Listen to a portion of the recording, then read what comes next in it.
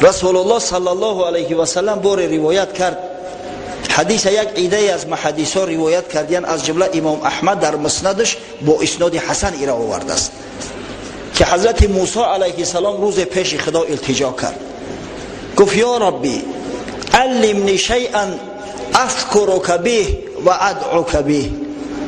پروردگارا گفت من گفت چیز تعلیم ده که به همون ذکری تر کنم، پیش تو دعا کنم. حضرت خداوندی در جواب گفت یا موسی قل لا اله الا الله. ای موسی گفت لا اله الا الله گفت.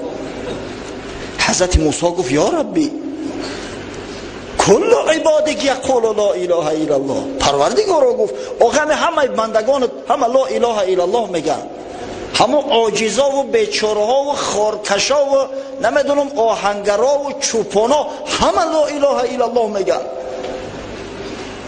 مقصدش که یگان چیز دیگه هم تعلیم بده.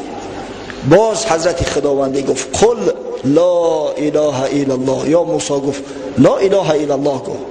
حضرت موسی گفت یا ربی انما اردت ان تخصنی بشیء.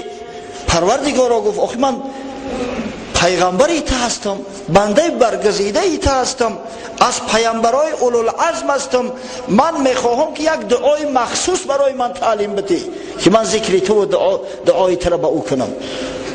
در جواب خداوند متعال گفت یا موسی لو ان السماوات سبع والارضین سبع فی کفة ولا اله الا الله فی کفة مالت بهم لا اله الا الله.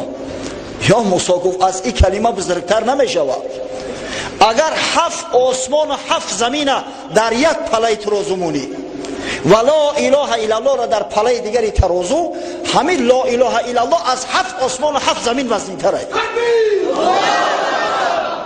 پس شما میدونه که ما اهل کدام کلمه ایم؟ اهل لا اله الا الله محمد رسول الله.